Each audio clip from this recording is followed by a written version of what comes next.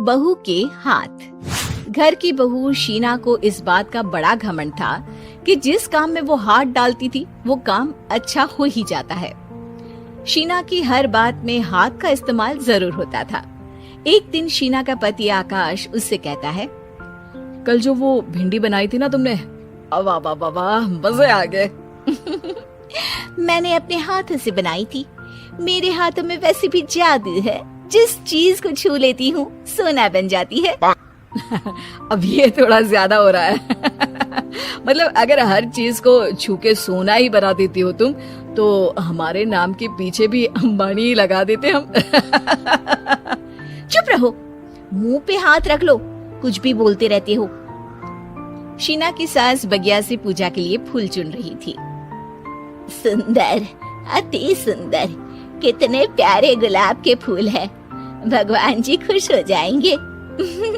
मैंने अपने हाथों से जो पौधा लगाया था, मेरे हाथों की कोई भी चीज बेकार नहीं जाती। हाँ बेटा, सही कह रही है। इसीलिए तो तुम्हारे पिताजी से मैंने अपने बेटे के लिए तुम्हारा हाथ मांगा था। और उन्होंने हाथों हाथ में मेरा हाथ आपकी बेटी के हाथ में दे भी दिया था। हाँ बेटा, वो तो है, पर मुझे ये बता, तू ये हर बात में हाथ क्यों बीच में लेकर आती है? माँ जी, पंडित जी ने हाथ मेरा देखकर नैनीताल में कहा था कि मेरे हाथ जगन्नाथ हैं। मेरे हाथों से कभी कोई काम नहीं बिगड़ेगा, तो मेरे हाथों की तारीफ तो मुझे करनी पड़ेगी ना।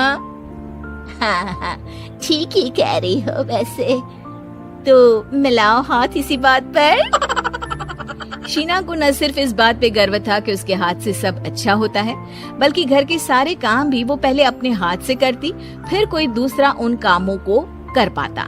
एक दिन शीना कपड़े धो रही थी। अरे घर में वॉशिंग मशीन है तो सही, खुद क्यों थक रही हो? कपड़े पहले मेरे हाथ से धुलेंगे, फिर वॉशिंग मशीन से। पहले हाथ की सफाई, फिर मशीन की धुलाई। अगर आज डाकू गब्बर सिंह होता ना, तो वो ये हाथ मुझे दे दे ठाकुर तुमसे जरूर कहता, और मैं तो दिलवा भी देता तुम्हारे हाथ। हर एक काम में हाथ बटाओ, ज्यादा जुबान न चलाओ, वरना दूंगी एक उल्टे हाथ से। क्या दोगी? कपड़े दूंगी, लो निचोड़ो। ऐसे ही एक दिन, अरे बहू, ये सोफे पर चढ़कर हाथ से पंखा क्यों घुमा रही हो? माँ जी, क्योंकि मेरे हाथ से घूमेगा तो ज्यादा अच्छे से हवा देगा। अरे बेटा, फिर तो तुम गाड़ी का पहिया भी हाथ से घुमा के मायके जाया करो। एक बार आकाश ने घर पर कार लाने की बात छेड़ी। माँ, सोच रहा हूँ कि एक कार लेकर आता हूँ। ले ले बेटा, क्यों नहीं? अरे पैसे हो तो हवाई जहाज भी ले लेना। हाँ, पैसा तो हाथ का मेल है, ले लेते हैं। इस हाथ पैसे देंगी, उस हाथ कार ले लेंगी। मुझे तो लगता है कि बहू कार भी अपने हाथों से धक्का लगाकर घर लाएगी। वो तो नहीं करूंगी, लेकिन सबसे पहले स्टीयरिंग पर हाथ मैं ही लगाऊंगी, ताकि गाड़ी का आना शुभ हो। अरे घर ले आने तो दो, फिर हाथ लगा लेना। लेकिन शीना नहीं मानती। अगले दिन ही सब कार लेने जाते हैं। शीना सेल्समैन से कहती है, भैया ये कार बहुत पसंद है, पैक कर दो। अरे ओ भाग्यवान, 2 मीटर कपड़ा नहीं है जो पैक करवा ले, जरा चला कर तो देखने दो।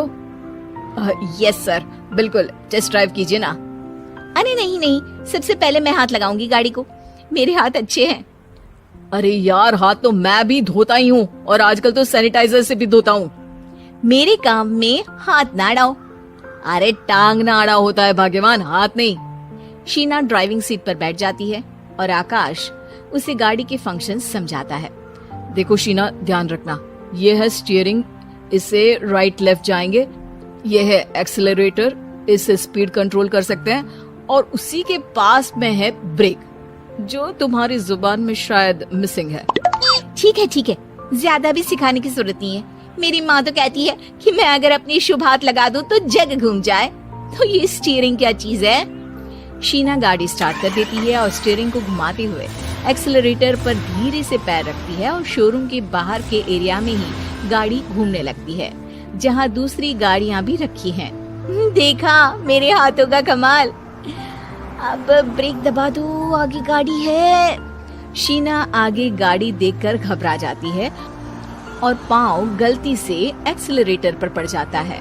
कार आगे खड़ी एक बड़ी गाड़ी में घुस जाती है। दोनों कार से उतरते हैं। सेल्समैन भागते हुए आता है। अरे 7 लाख की गाड़ी खरीदने आए थे और 15 लाख की गाड़ी ठोक दी। Oh my God. आकाश की माँ, आकाश और शीना घबरा जाते हैं। इतना सारा पैसा कहाँ से आएगा? तभी वहाँ मैनेजर भी आ जाता है। पूरा माजरा समझता है। अरे टेंशन मत लीजिए, गाड़ियों का इंश्योरेंस था। आप जो कार लेने आए थे वही खरीद लीजिए। पर मैडम, जब तक आप सीख ना ले तब तक गाड़ी मत चलाइएगा। अभी तो आपने गाड़ी बस ठोकी है, जिसका बीमा भी था, लेकिन सड़क पे चलते हर इंसान का बीमा नहीं होता। अरे मेरे हाथों से छुप भी गया ना तो उसकी जिंदगी बन जाएगी, और अगर चला भी गया तो स्वर्ग ही पाएगा। मैनेजर साहब, मेरे हाथ में कोई दिक्कत नहीं है, वो तो बस पाँव गलत जगह पर चला गया था।